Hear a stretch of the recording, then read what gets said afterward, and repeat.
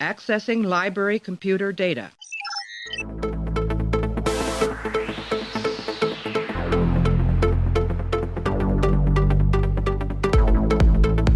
And to make sure that history never forgets the name, Enterprise.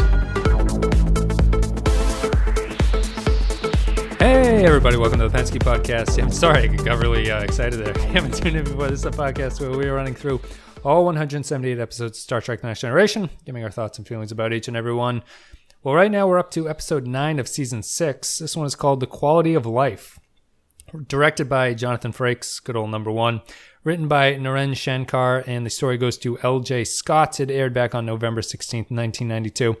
This is the one with the exocomps. A scientist invents these little robots that can fix things, but they seem to be sentient, and they seem to be alive, or something. The episode's not quite sure. Anyway, Tana and Sean are here to talk about this one with me. It's Quality of Life right after this. I gave you a direct order, Mr. Data. You release that transporter lockout now. I cannot do that, sir. If you don't do it, I will relieve you of duty. That is your prerogative, sir. Under Starfleet regulations, direct insubordination is a court-martial offense. But I will not release the transporter. Data, those are two of your friends out there. They have saved your life more times than I can remember. I can't believe you'd be willing to sacrifice them like this. Commander, please do not think this is an arbitrary decision. I have considered the ramifications of my actions carefully, and I do not believe it is justified to sacrifice one life form for another. You don't know that the exocomps are life forms. It is true I am acting on my personal beliefs, but I do not see how I can do otherwise. Never in an episode have I felt the astute longing for Miles O'Brien as I do in Quality of Life, where his subpar replacement is now, I think his name is Kelso. Yeah, Kelso. Kelso, the transporter chief. Can't really, he can't cut the mustard the way he really can't. It's just not as good. Nope. Where is O'Brien? Deep Space Nine. Oh, so they didn't really give him a send-off. Oh, Rascals. Rascals was his last episode, and he's no longer on the show. So we're just going to be stuck with Kelso, which is too bad. Oh, that's such a bummer. Yeah. I guess it's more signifying that we're moving to the end of TNG, I think. Yeah. A lot of my notes for these episodes are, this is so-and-so's final appearance on Next Generation, so that's what that means. We're getting close to Guinan's final appearance. We're getting close to, well, we passed O'Brien, and I'm sure there's going to be a few others. I think probably, obviously in the next episode we're going to talk about. But we're going to open this up by talking about Quality of Life. All right. Quality of Life. I didn't mean to do this, but we're going to be talking about Quality of Life and Ship in a Bottle with you guys today. I didn't realize how similar thematically they were, which I guess ties into the fact that I guess Star Trek is going to talk about life a whole bunch. But I'm going to open this one up by saying, for a science-based show, like a science-based episode that Quality of Life is, it is amazingly unscientific. Oh my God. And kind of dumb. I know. Yeah. So I'm going to start this by just saying they do the same thing that Measure of a Man does. And can you guys tell me if they're doing this because they legitimately don't seem to understand the difference, or they're trying to dumb down the content for the people watching? Why does the show confuse life with sentience? Constantly. All the time. I don't know. And there were just so many, I thought what they were doing was something philosophical. The conversation Data has with Beverly about how do you describe life, and the thing about fire. Would you say fire is alive? We don't say crystals are alive.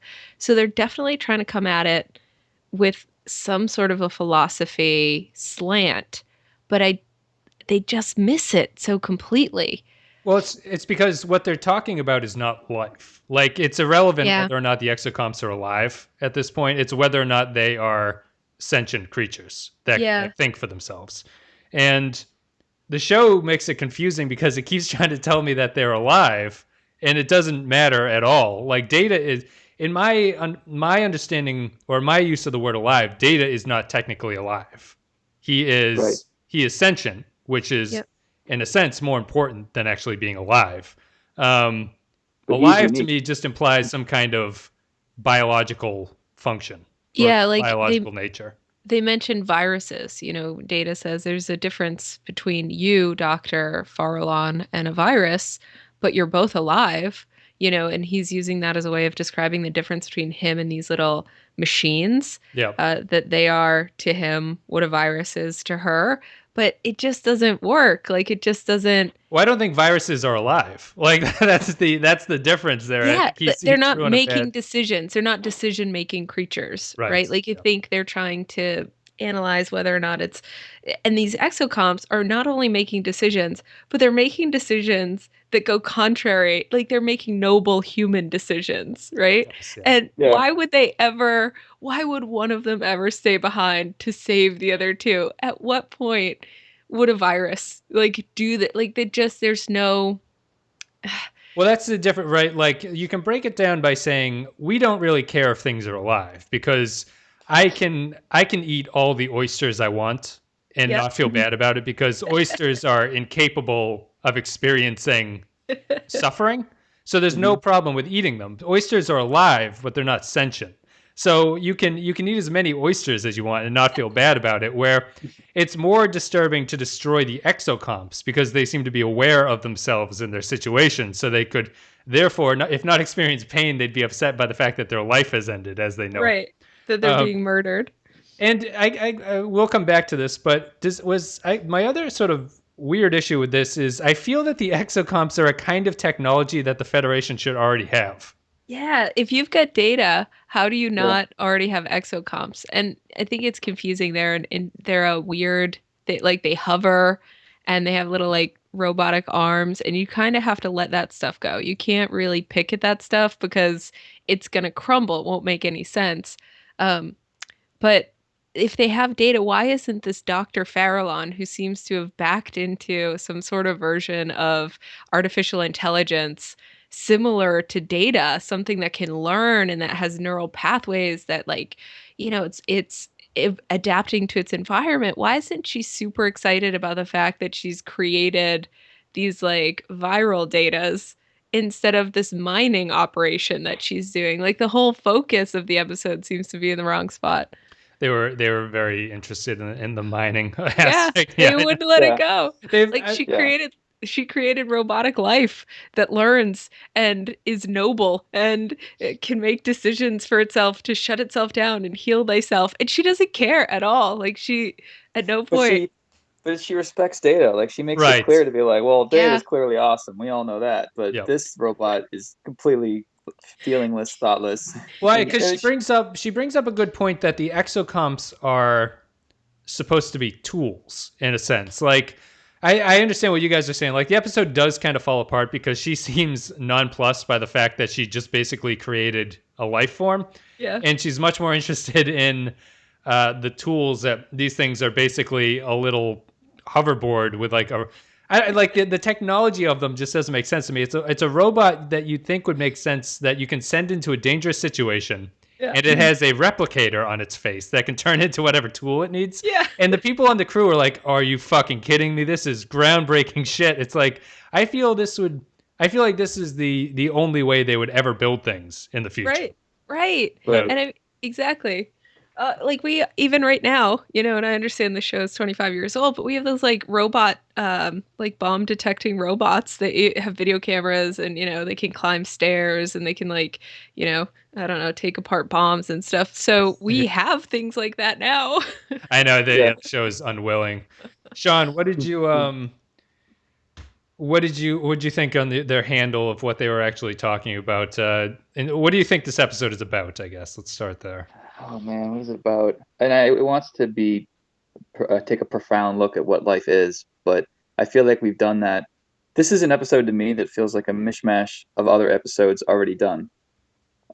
Measure of a Man. So you have an outsider who comes in and she either respects Data or she doesn't. And we've had two other characters, one who tried to prosecute him, who didn't respect him, one who loved him, hated him, but then when he started talking like her long lost son, she came around. Yep. And this character feels like round 3 of that, but she's the least updated in that she respects Data, but then she falls into the same similar, that doesn't see.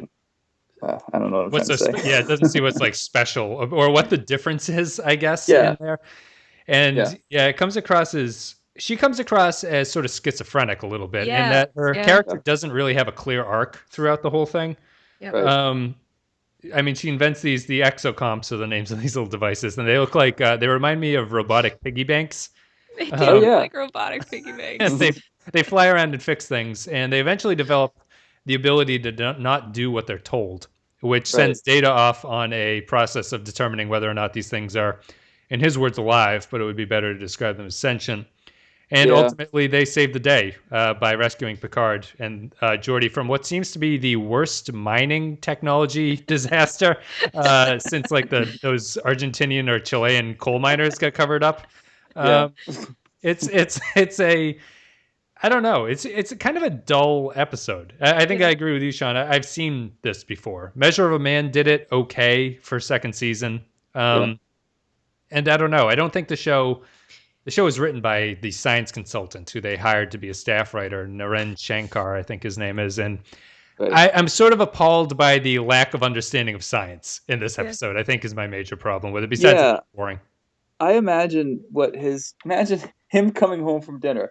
Like these fucking guys that hired me to do one job. They asked me to come in. And what did they design? They designed these electric piggy banks. So they asked me if I think they could be alive, but no, like what are they even paying me for? Like what is his bad day at work back in 1992? Because they hired him to be the consultant, and it's so clear. They're like, "What do you think, Bob?" And he gives them like a reasonable explanation. They're like, "Yeah, but that's not what we're gonna do." Yeah, I know. Yeah, like what?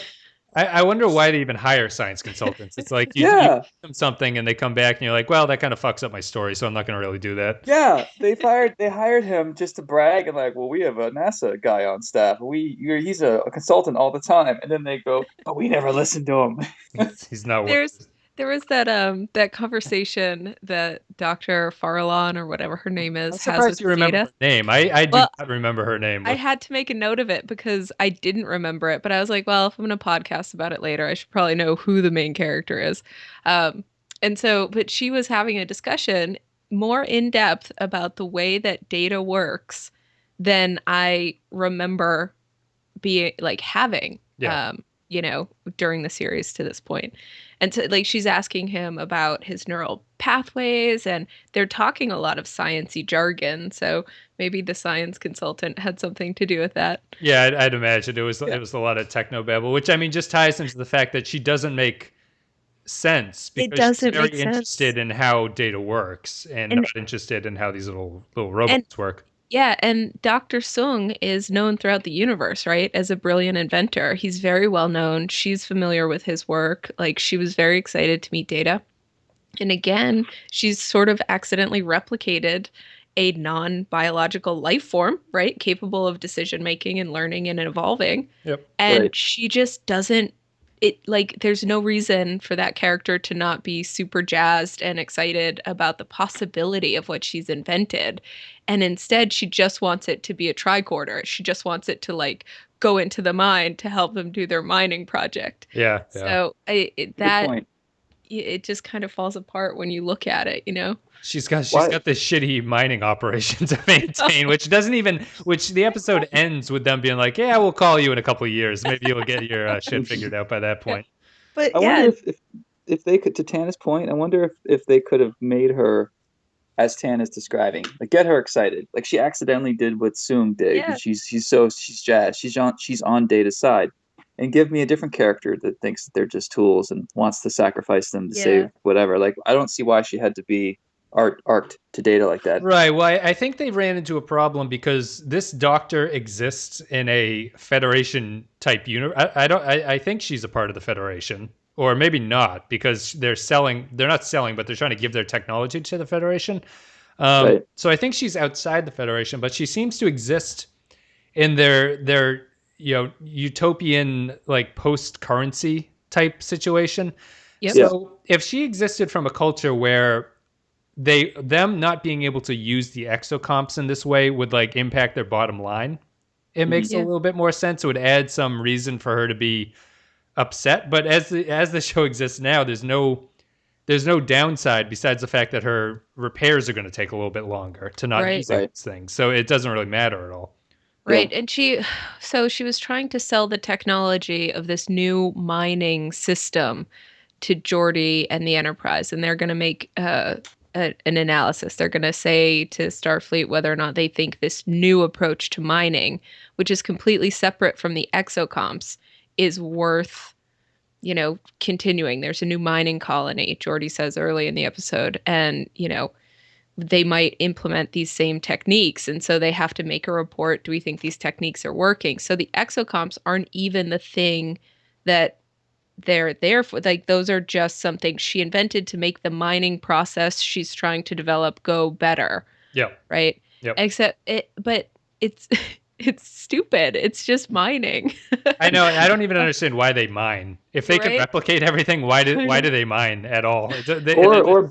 Or beam it out of the right crust or whatever. Yeah, exactly. Don't like go down and drill. It's funny because in Rascals, which we just watched, we were laughing because the Ferengi enslave the crew and make them mine, and it's like, all right, well, I guess I don't understand why you wouldn't just beam it out like you were saying. Yeah, it's very.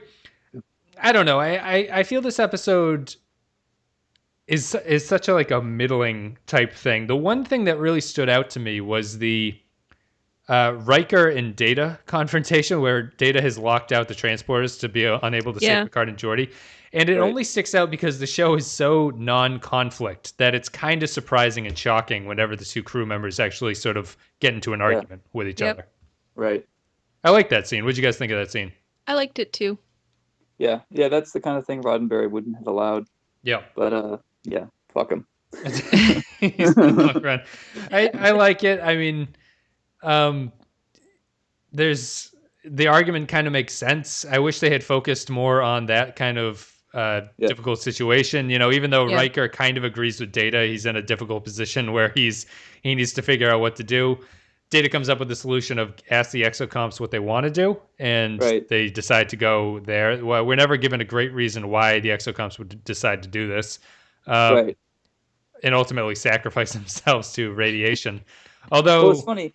I'm sorry. Go ahead. No, I'm done. Go ahead. I was going to say, Riker's the one that suggests, hey, why don't we ask the exocomps what they want to do? I feel like that should have been Data's line. Yeah. When Riker said that, I thought his next line would be like, just kidding. They're not even real. Like, it just seemed a little bit out of what he was willing to believe in that moment. Yeah, he should have asked Data, like, hey, what's that over there? When Data turned around, he hits that power switch, because Riker knows about his power switch and continues on. I guess they needed him to unlock the whatever he had done. Yeah, I agree. It should have been a Data through line. I'm always kind of surprised when Data doesn't come up with a obvious solution very quickly, just because of the way he works. What did you guys think about the beards discussion in the cold open? Oh my god, I forgot about that. It felt like you blocked it out. You didn't forget. You blocked it out. They had. I don't mind the scene, but it felt like they were 5 minutes short, and they needed a way to come up with something.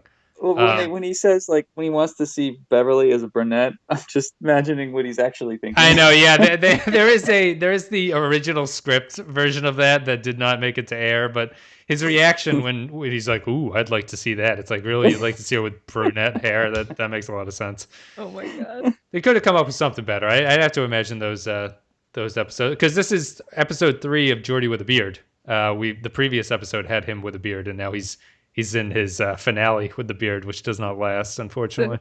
So they had to. They felt like they had to say something about it. Well, there's been the episode previous to this, Fistful of Datas. They bring it up in the episode, just kind of awkwardly. They're like, "Hey, Geordi's got a beard," and it's like, "All right, well, back to the episode."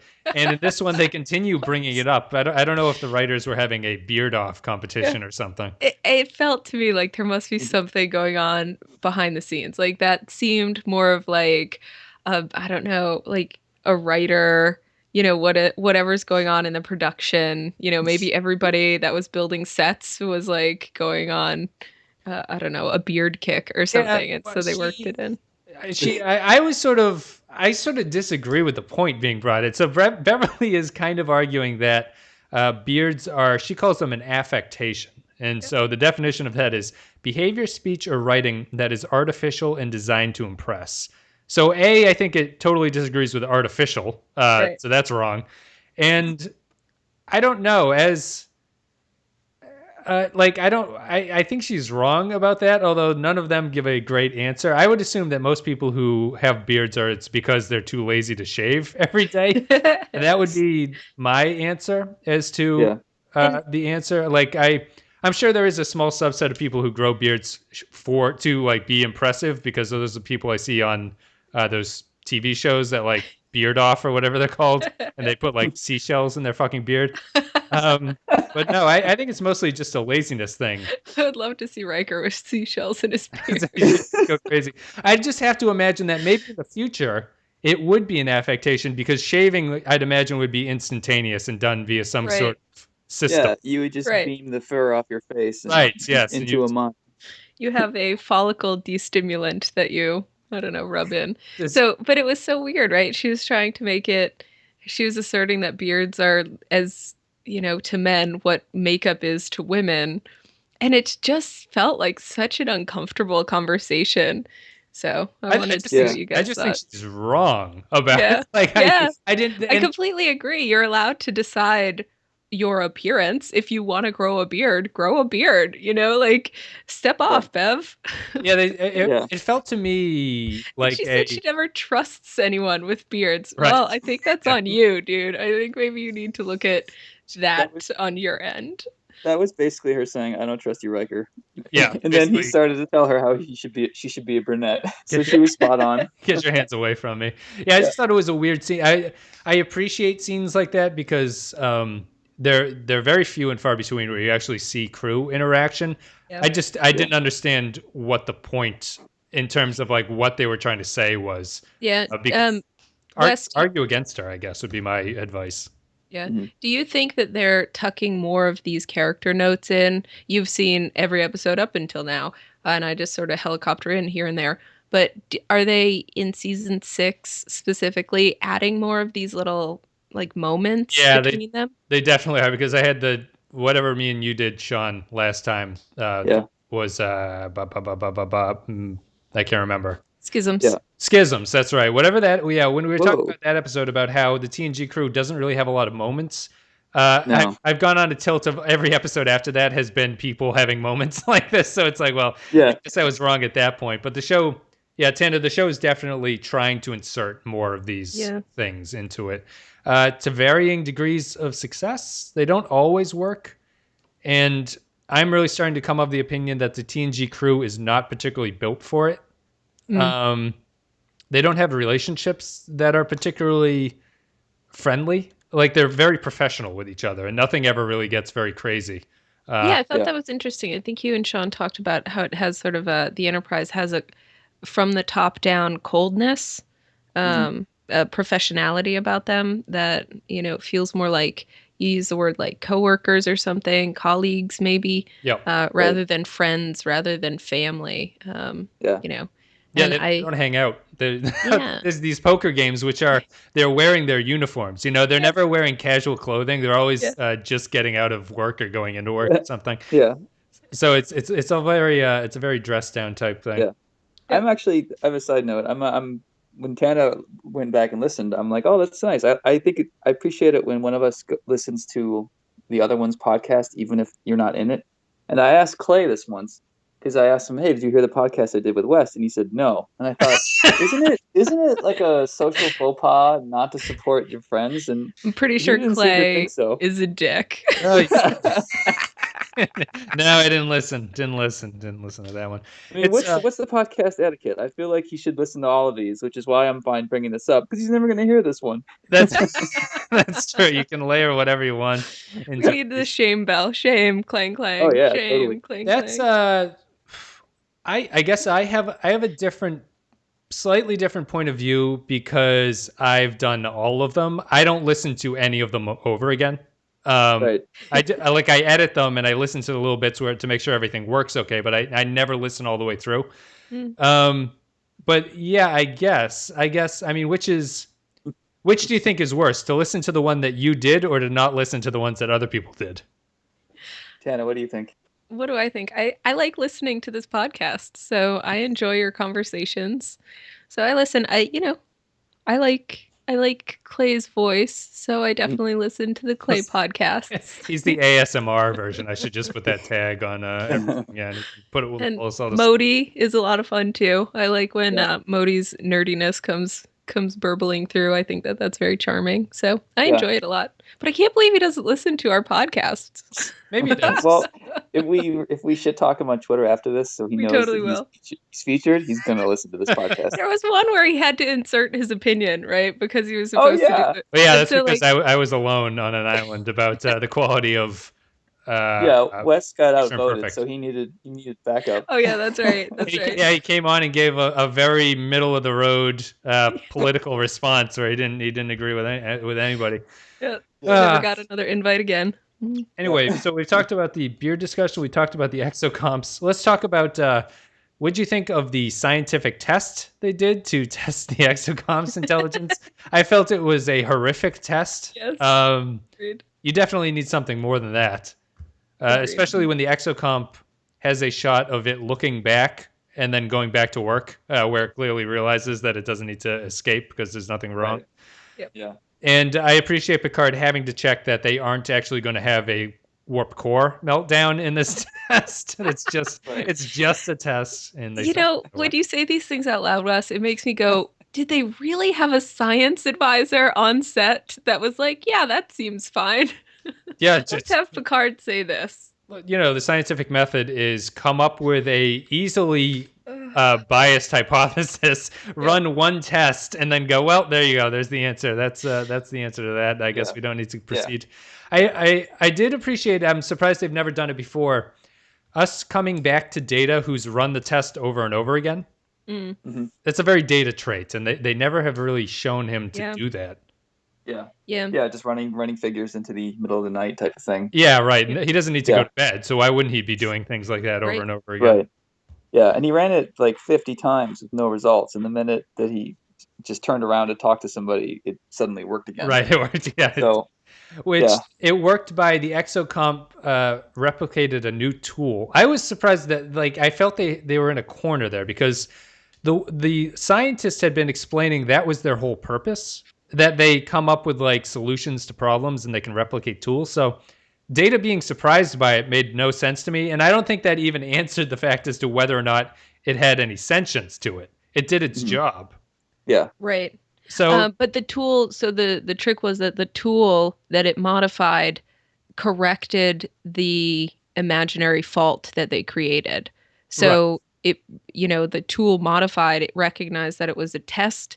It was a fake thing set off to simulate that this was going to happen, and the tool it modulates corrects for that thing it wasn't supposed to know was there, and so that's what unlocks it for Data. But that ties into my original point. That doesn't prove anything about whether or not this thing is thinking. It proves it can do what it was designed to do. Right. It's just doing its job. Right. So it's like Data's jump to conclusions mats here. It doesn't seem to apply. But it would say that that one test that they ran for literally 60 seconds didn't work.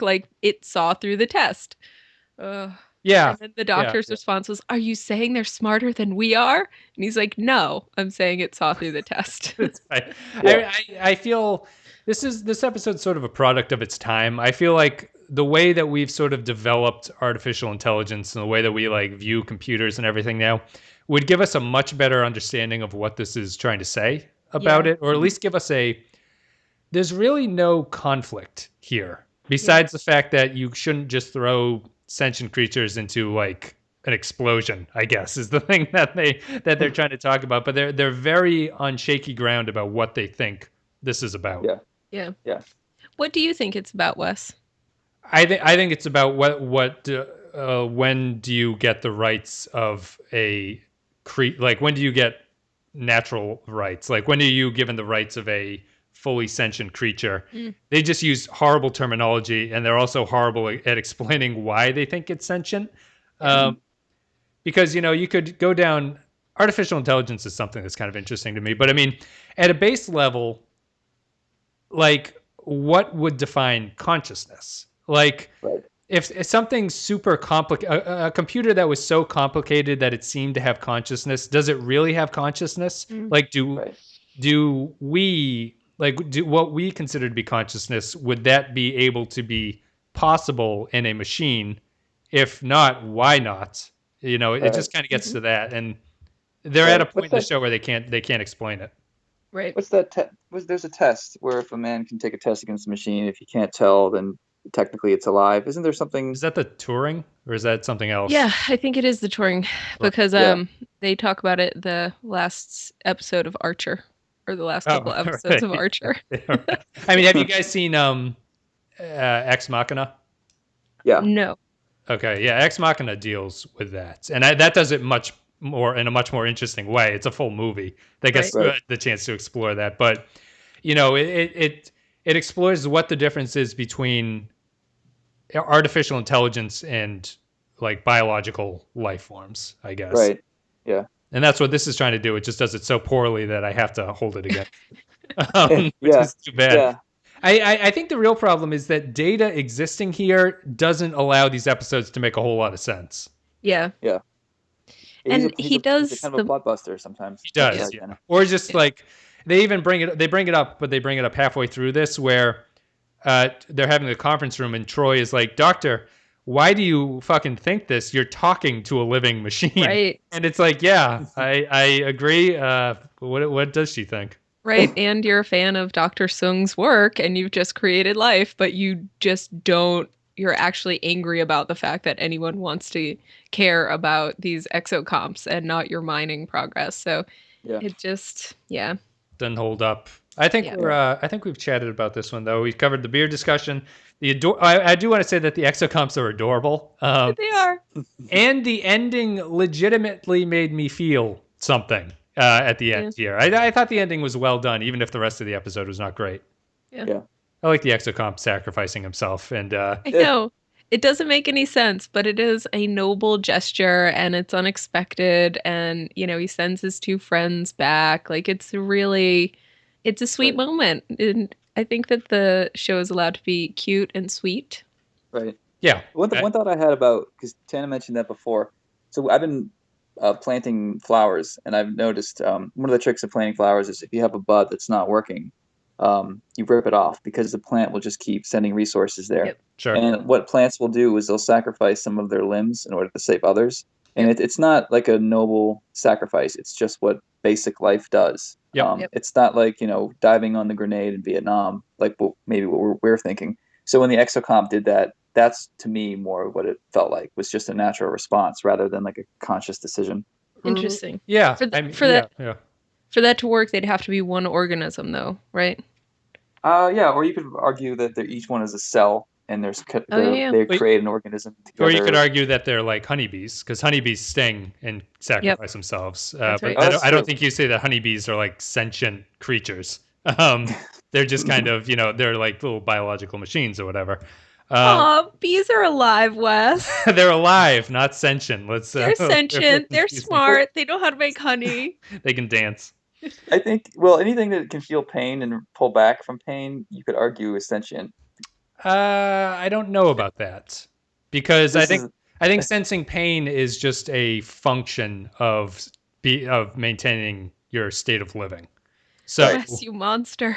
Like lobsters are clearly not sentient, but you can throw them in a pot of water and they try to get out, which makes sense. Right. But they don't have anywhere near the nervous system to do anything else. What is the definition of sentience? That they would recognize themselves and sort of their existence, basically. This is a huge discussion. I was hoping we would kind of get into this, but we don't need to make this podcast any longer. But we have an entire other one, which is all about what It'll be the same. Is. It does much, much better, I think, in the next one. Right. So we'll get to that, but we'll continue this discussion in that episode. Did not go long on this one. We're going to take a break, audio break. I'm going to play a clip. We're going to come back. John, me, and Tana are going to give our final thoughts and ratings for Quality of Life. Computer, perform a level 1 diagnostic of the EXO-COMPS command module. The command pathways are functioning normally. How can that be? If the interface circuitry is burned out. The interface circuitry has been repaired. Curious. Computer, access the EXO-COMPS sensor logs. Confirm that there was a failure in the interface circuitry within the last 12 hours. Confirmed. Interface failure occurred at 1150 hours today when the exocomp produced a power surge which burned out the linkage. How and when was it repaired? The The EXO-COMP activated a self-repair program at 1340 hours. Why would the EXO-COMP burn out its own interface circuitry and repair it 2 hours later? Unknown. And we're back. All right, quality of life. We just watched it. We're sort of getting through the middling stretch of season 6. We're going to give our final thoughts and ratings. Guys, if you're on YouTube, you can click in the upper right-hand corner of the video. There's a little gray circle there with an eye in it. It'll give up a poll function. You can vote what you think this episode is on our scale of 1 to 5. So let's start with you guys. Whoever wants to go first. What'd you think of this one? Give me a rating. Tana? I give it a 3 out of 5. I liked it. There were some cute moments. I think it's a perfectly fine episode. I would not show it to Kirsten. Why is that? Because I think it's too campy. I think it goes too much to the like floating magic, what do you call them? Piggy banks. Yeah. And, the Why mining. are they called exocomps? I'm sorry to interrupt. I figured it was like exterior computer. Oh, okay. That's what I invented. That's better than anything I would have come up with. So I'm going to go with that too. Their name being in all caps, and I was trying to think of the anagram or whatever that they're trying to say, but I can't come up with one. Yeah. She might actually say something, yeah, but I definitely don't remember. I was listening because I'm interested in why she named them exocomps, and I thought exo just because you have exoskeleton and computer, so it's a computer that can do things. Oh yeah. I guess that makes more sense than anything I could come up with. I guess. Interesting. Yeah, when you said you wouldn't show it, I thought for some reason that it would be. I interpreted you as saying it was too investing or something. I was way off with why you wouldn't show it. That makes a lot of sense. Okay. Yep, too silly, too eye roll worthy, too much of Kirsten being like, this show is what you love, Tana. So I need to save the good ones for her, That's true. I can get along with that. I mean, if you're going to introduce someone to Star Trek, I feel like you have 10, like a top 10 that you would probably have. So if it's not 5, 5 out of, if it's not 5 stars, then I don't know if I would risk it. Yep. Really? Well, we'll finish this with a discussion of that, I guess. But yeah, Sean, give me a rating. I'm going to go 3 as well. I like what they were trying to tackle, but it felt very middle of the road. I would disagree with your use of the word sentient, but I know what you're saying as far as what is it alive, what is consciousness, which is a whole other question, which we can get to in the next podcast. Absolutely. I'm going to give it a 2 because I think it fits squarely into it has an idea that it doesn't really go anywhere with. I think it's kind of a boring episode as well. Like I'm never very excited while going through it. Yeah. The main villain, she's not really a villain, but the main antagonist is not particularly interesting. The exocomps are kind of cool, but I don't understand their place in this universe or the universe of TNG. And when one of the most interesting parts of an episode is the sort of non sequitur beard discussion, it doesn't get a 3 from me. So I'm going to give it a 2 out of 5. And that's it. That's quality of life. I have one confession to make. I've been inking this whole time, so when you play this on YouTube, you're probably going to hear my brush and nib and me moving paper around. So I'm going to apologize right now. I've been penciling as well, and I'm worried about the same thing. So hopefully you guys don't hear any of that. May all your paper not have black dots on it or whatever. So we're done with quality of life. We're going to go on to Tana and Sean are going to come back with shipping a bottle. So a little bit of a break, and then they'll be back. But thank you guys for listening. If you're on YouTube, like in the comments, appreciate it. If you're on iTunes, a rating and review helps get the show out there. You can go to facebook.com/Lipinski Podcast. You can leave a like and a comment. That is hugely appreciated. If you like the show enough to support it, go to patreon.com/Lipinski Podcast. You can leave $1, $2, $3 in varying amounts. For less than a cup of coffee a month, you can get exclusive content. And the first content we're going to put out is Galaxy Quest. You could feed a child in Africa for that price. You could. You can do both because I assume if you have 1 cup of coffee extra money, you can have 2 cups of coffee extra money in a month. Do all of that and the above. You know what sort of really grinds my gears, and maybe you guys do this. I'm going to say it before you get the option. Yeah. The people, when you go to the grocery store and they're doing their fundraising and they ask for $1, 95% of people say no for whatever reason. It makes no sense to me. I feel you should always give the $1. It depends. If it's a religious thing, especially for me, no way. or like any like yeah. I feel like they're fairly like I don't go to like Christ's disciples grocery store or anything. Like I just go to the Shaw's that is trying to, I'd assume, avoid any kind of controversy whatsoever with their font. But yeah, look at the thing. If it has a little religious symbol, you can do whatever you want, or just take that dollar, Right. give it to Red Cross To or Doctors Without Borders, or give it to me. Give it Right. to me, and I'll do something with it. Oh, I thought you meant the people standing outside the store that hit you on the way out or on the way in. Oh, that's different. I'm talking about when you're ringing up, because you're already charging something. Like, and they're like, Right. "Do you want $1?" 95% of people that I watch do it say, "No, I don't want to give the $1," and I Right. find that very strange. Well, that's one less dollar for your Patreon, man. Yeah, So I know, keep that absolutely. Well, guys, thank you very much. If you do support the Patreon, the exclusive content is going to be coming, as I said, Galaxy Quest. Otherwise, we'll be back with another episode. It is Chain of Command after this one. So I'll see you then.